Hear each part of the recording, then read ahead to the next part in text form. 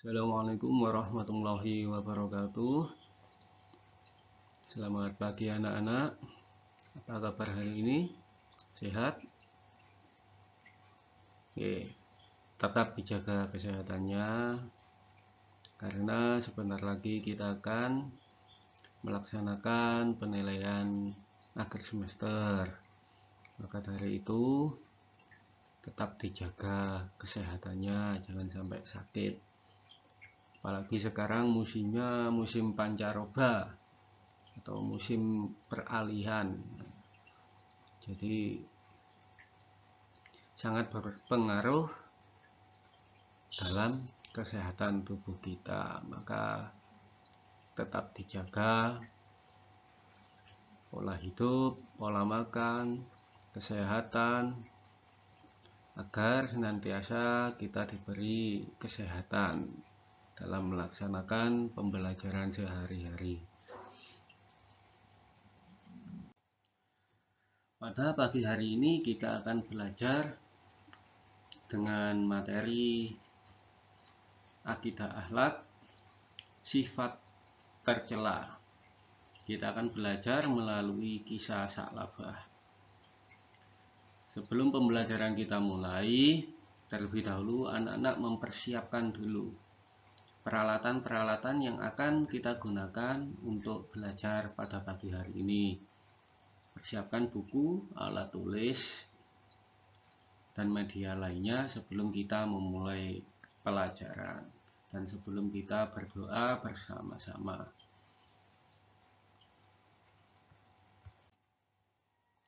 Mari kita berdoa bersama-sama agar apa yang akan kita pelajari pada pagi hari ini senantiasa mendapatkan ridho dari Allah Subhanahu wa Ta'ala. Berdoa dimulai. Bismillahirrahmanirrahim. Raditu billahi rabba wa bil islami dina wa bi Muhammadin nabiyya wa rasula. Rabbi zidni ilma warzuqni fahma. Amin.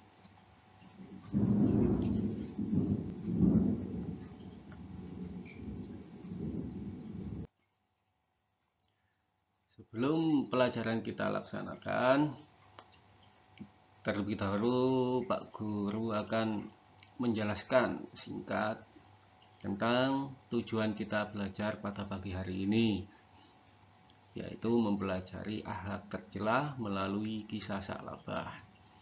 Nantinya kalian akan mempelajari melalui materi-materi yang akan Pak Guru berikan, baik materi tertulis maupun video pembelajaran tentang kisah Sa'labah.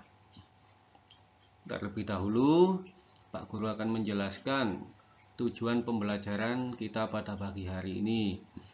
Yang pertama, nantinya kalian harus bisa atau dapat menceritakan kembali kisah Sa'labah dengan baik sesuai dengan kemampuan kalian. Jadi tidak harus ngeplek sama dengan yang ada di video atau di materi. Jadi sesuai kemampuan kalian dalam mengamati materi nanti. Tujuan yang kedua yaitu kalian harus dapat menjelaskan atau menyebutkan akhlak tercela yang dimiliki oleh Sa'labah sesuai dengan hasil diskusi nanti. Yang ketiga, bagaimana kalian dapat menghindari sifat tercela yang dilakukan oleh Sa'labah dalam kegiatan kita sehari-hari. Nah, nanti tiga tujuan pembelajaran ini akan kita pelajari bersama. Untuk langkah-langkahnya, kita akan belajar dengan model diskusi. Diskusi itu seperti apa? Diskusi yaitu nanti kalian akan Pak Guru jadikan beberapa kelompok. Ya, diskusi di sini nanti materi yang Pak Guru berikan, kalian amati, kalian pahami, kemudian kalian kerjakan sesuai dengan kelompok masing-masing dan sesuai dengan tugas-tugas yang akan Pak Guru berikan. Nantinya hasil dari diskusi kalian itu nanti Pak Guru minta kalian maju satu persatu untuk membacakan hasil kerja kalian melalui pembelajaran diskusi. Jadi setelah ini Pak Guru akan membagi menjadi beberapa kelompok untuk mempelajari akhlak tercela tentang kisah Sa'labah.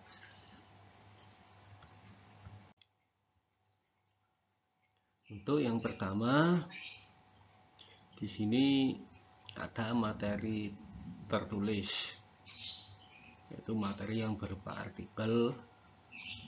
Nantinya materi ini Pak Guru akan bagikan kepada kalian berupa teks atau lembaran yang nantinya kalian kerjakan. Yang kedua, nanti ada materi berupa video. Nah, di video nanti kalian tonton, kalian lihat, kalian amati materi tentang kisah Sa'labah yang berupa video. Untuk tugas-tugasnya nanti Pak Guru akan berikan atau Pak Guru akan menjelaskan tentang tugas-tugas yang harus kalian lakukan mengenai materi pembelajaran, baik berupa materi tertulis maupun yang berupa video. Di samping video nanti juga ada beberapa instruksi yang harus kalian lakukan. Nah, jadi kedua materi ini kalian amati, kalian pahami, kemudian kalian catat hal-hal penting yang berkaitan dengan materi ini sesuai dengan instruksi atau tugas yang ada di kolom sebelah video yang akan Bapak putarkan nanti. Maka diperhatikan dengan baik-baik, jangan sampai kalian kehilangan fokus untuk belajar.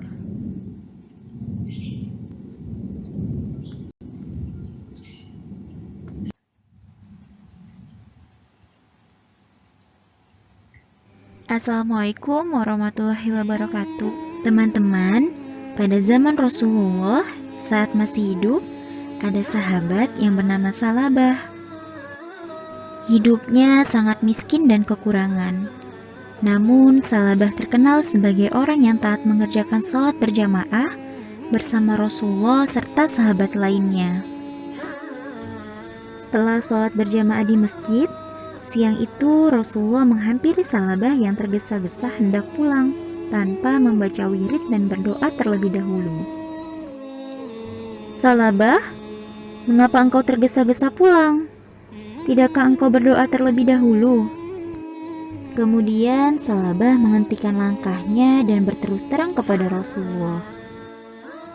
"Wahai Rasulullah, kami hanya memiliki sepasang pakaian untuk sholat. Dan saat ini istriku belum melaksanakan sholat karena menunggu pakaian yang aku kenakan ini. Kami sangat miskin ya Rasulullah. Jika engkau berkenan, doakanlah kami agar Allah menghilangkan semua kemiskinan kami dan memberi rezeki yang banyak." Rasulullah tersenyum mendengar penuturan Sa'labah. Lalu beliau berkata, "Sa'labah sahabatku, engkau dapat mensyukuri hartamu yang sedikit. Itu lebih baik daripada engkau bergelimang harta tetapi engkau menjadi manusia yang kufur." Nasihat Rasulullah itu sedikit menghibur hati Sa'labah, karena sesungguhnya yang ada dalam benaknya adalah ia sudah bosan menjalani hidup yang serba kekurangan. Satu-satunya cara agar cepat menjadi kaya adalah memohon doa kepada Rasulullah, karena doa Nabi pasti didengar Allah Subhanahu wa Ta'ala.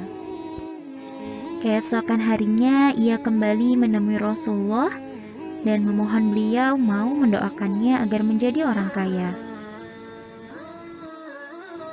Setelah 3 kalinya Salabah memohon, akhirnya Rasulullah tidak bisa menolak keinginan Salabah.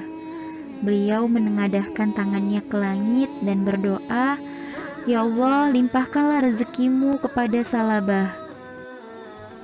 Kemudian Rasulullah memberikan kambing betina yang sedang bunting kepada Salabah. "Peliharalah kambing ini baik-baik," pesan Rasulullah. Salabah pun pulang membawa kambing pemberian Rasulullah dengan hati yang berbunga-bunga. "Dengan modal kambing serta doa Rasulullah, aku yakin aku akan menjadi orang yang kaya raya." Hari berganti hari, bulan berganti bulan, Salabah yang dulu miskin dan lusuh telah berubah menjadi orang kaya yang terpandang. Kambingnya berjumlah ribuan. Di setiap lembah dan bukit terdapat kambing-kambing Salabah, sehingga Salabah lupa untuk beribadah kepada Allah, lupa untuk datang ke masjid untuk sholat berjamaah. Bahkan sholat Jumat selalu ditinggalkan oleh Salabah karena kesibukannya mengurusi hewan ternaknya. Sampai Rasulullah bertanya-tanya, "Wahai sahabatku, sudah sekian lama Salabah tidak kelihatan di masjid. Tahukah kalian bagaimana keadaannya sekarang?" "Wahai Rasulullah, Salabah sudah menjadi orang kaya." "Benarkah? Mengapa ia tidak pernah menyerahkan sedekahnya sedikit pun?"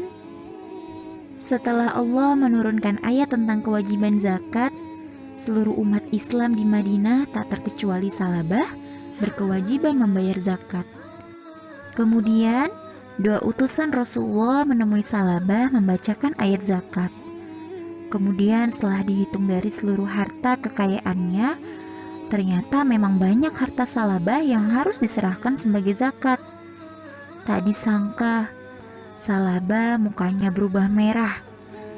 Ia berang, "Tidak, aku bisa rugi. Kalian pulang saja. Aku tidak mau menyerahkan hartaku." Lalu kedua utusan Rasulullah kembali menghadap Rasulullah dan menceritakan semua perbuatan Salabah. Beliau bersedih telah kehilangan seorang sahabat yang dulu tekun beribadah ketika miskin. Namun setelah kaya ia telah terpengaruh dengan harta kekayaannya. Kemudian Rasulullah berkata, "Sungguh celaka Salabah, celakalah ia." Kemudian Allah menurunkan ayat 75 dalam surah At-Taubah.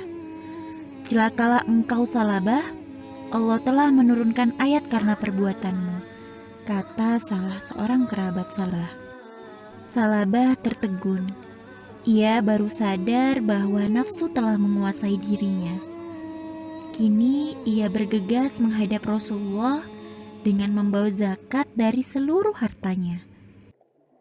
Namun Rasulullah tidak berkata apa-apa kecuali hanya sepatah kata, "Sebab kedurhakaanmu, Allah melarangku untuk menerima zakatmu." Rasulullah mengambil segenggam tanah lalu ditaburkan di atas kepala Salabah. "Inilah perumpamaan amalmu selama ini, sia-sia belaka. Aku telah perintahkan agar engkau menyerahkan zakat, tapi engkau menolak. Celakalah engkau Salabah." Salabah berjalan lunglai kembali ke rumahnya. Hari-hari dalam hidupnya hanya dipenuhi dengan penyesalan yang tiada arti. Sampai suatu hari terdengar kabar Rasulullah telah wafat. Ia pun semakin bersedih karena zakatnya tidak diterima oleh Rasulullah hingga beliau wafat. Zakatnya pun ternyata juga ditolak oleh Khalifah Abu Bakar, Umar bin Khattab, dan Utsman bin Affan. Para khalifah tidak mau menerima zakat Salabah karena Rasulullah juga tidak menerima zakatnya. Demikian seterusnya sampai Salabah meninggal dunia dan seluruh hewan peliharaannya juga ikut mati. Teman-teman, demikianlah kisah Salabah. Allah sangat murka kepada orang yang berakhlak tercela. Teman-teman, Salabah adalah orang yang melupakan janjinya. Ketika diuji dengan hewan ternak yang banyak, Salabah lupa mengerjakan sholat berjamaah di masjid bersama Rasulullah. Bahkan lupa mengerjakan sholat Jumat karena kesibukannya mengurus hewan ternak. Selain melupakan janjinya, Salabah juga enggan membayar zakat. Salabah termasuk orang yang tidak mentaati Allah dan Rasul-Nya. Dia tidak menyadari bahwa atas kehendak Allah, Salabah menjadi orang yang kaya dan di balik kekayaannya itu ada kewajiban untuk membayar zakat. Salabah juga termasuk orang yang tamak, sombong dan kufur nikmat. Setelah hewan ternaknya banyak, waktunya hanya dipergunakan untuk mengurusi hewannya dan memikirkan bagaimana supaya ternaknya terus bertambah dan bertambah. Teman-teman, kita dalam kehidupan sehari-hari harus menghindari sifat-sifat tercela yang dimiliki oleh Salabah ya. Di antaranya, kita harus menjaga mulut, telinga, mata, tangan, dan hati kita agar selalu mengingat kebesaran Allah dan menyadari bahwa akhlak tercela akan menyiksa diri kita sendiri. Dan kita juga harus menyadari bahwa ingkar janji akan mendatangkan laknat Allah. Dalam Quran Surah Al-Isra ayat 7, Allah berfirman, "Jika kamu berbuat baik, berarti kamu berbuat baik bagi dirimu sendiri. Dan jika kamu berbuat jahat, maka kejahatanmu itu bagi dirimu sendiri." Nah teman-teman, selalu berbuat baik ya, karena kebaikan yang kecil akan menimbulkan kebaikan-kebaikan lainnya. Terima kasih ya teman-teman sudah menyimak kisah Salabah ini sampai akhir. Wassalamualaikum warahmatullahi wabarakatuh. Untuk tugas yang pertama, setelah kalian mempelajari tadi, menyimak, menonton video maupun materi yang Pak Guru berikan, sekarang kalian diskusikan dengan kelompok yang sudah Pak Guru bentuk tadi. Apa saja yang akan kalian diskusikan? Jadi diskusi ini enggak syukur-syukur diskusi gitu ya. Nanti ada tugas-tugas yang harus kalian kerjakan. Jadi enggak boleh keluar dari tugas itu nantinya. Untuk yang pertama yang kalian diskusikan yaitu bagaimana kisah Salabah. Dengan singkat, maksudnya kalian menceritakan dengan singkat kisah Salabah. Kemudian yang kedua, apa saja perilaku tercela yang dilakukan oleh Salabah. Itu yang kedua. Untuk yang ketiga yaitu bagaimana cara kita menghindari sifat tercela yang dilakukan oleh Salabah. Jadi ada 3 tugas yang harus kalian kerjakan bersama dengan kelompok diskusi kalian. Jangan mengganggu kelompok lain ataupun pindah kelompok lain. Tetap di kelompok masing-masing kerjakan dengan baik sesuai tugas, sesuai dengan materi dan video yang sudah kalian simak tadi.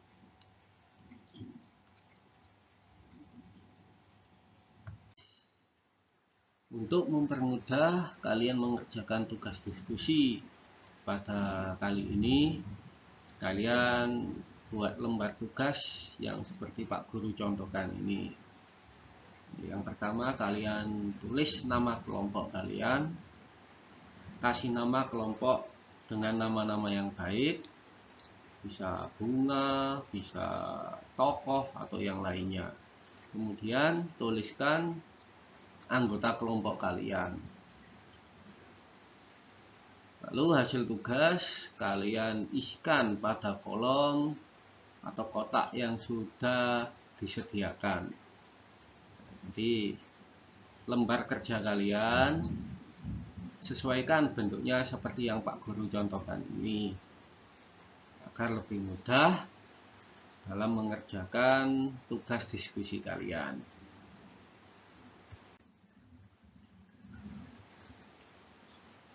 Untuk tugas yang kedua, ini merupakan tugas mandiri kalian atau dikerjakan dengan sendiri-sendiri. Jadi tugas 2 ini nanti Pak Guru akan jadikan tugas rumah kalian. Jadi kalian di rumah nanti mempelajari materi maupun video yang tadi sudah kita amati bersama-sama. Kemudian secara mandiri kalian mengerjakan tugas yang kedua nanti di rumah. Tugasnya yaitu ceritakan dengan singkat kisah saklabah dari hasil pembelajaran materi dan video pembelajaran. Nah, tadi kalian sudah berdiskusi secara kelompok, pastinya sudah tahu. Nah, tinggal kalian menambahkan beberapa kalimat atau melengkapinya sesuai dengan kemampuan kalian. Tapi ini dikerjakan di rumah. Tugas 2 sebagai tugas mandiri kalian untuk dikerjakan di rumah. Untuk tugas mandiri kalian buat lembar kerja yang seperti Pak Guru contohkan ini. Jadi tulis nama lengkap kalian, kemudian kelas, baru mengerjakan tugas yang Pak Guru berikan dalam tugas 2 ini, yaitu ceritakan dengan singkat kisah saklabah dari hasil pembelajaran materi dan video pembelajaran. Kemudian pada pertemuan berikutnya Pak Guru akan menilai tugas kalian ini.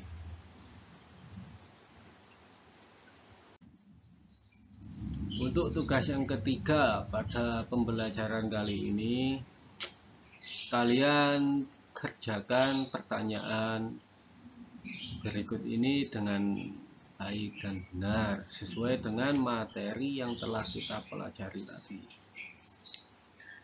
Jadi kerjakan secara individu atau sendiri-sendiri berdasarkan hasil pembelajaran kita tadi, baik melalui materi, video pembelajaran, dan juga hasil diskusi kalian tadi.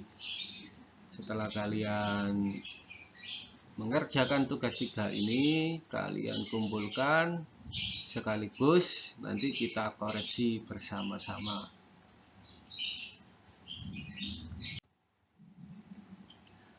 Alhamdulillah, pembelajaran kita pada hari ini telah selesai. Kalian sudah mengerjakan pembelajaran dengan tugas-tugas yang Pak Guru berikan dengan baik. Sebelum kita mengakhiri pembelajaran kita pagi hari ini, kalian rapikan terlebih dahulu alat kerja kalian. Dirapikan, dimasukkan tas, dibersihkan, jangan sampai masih terlihat kotor atau berantakan. Setelah kalian merapikan alat kerja kalian, kita berdoa bersama-sama untuk mengakhiri pembelajaran kita pada pagi hari ini.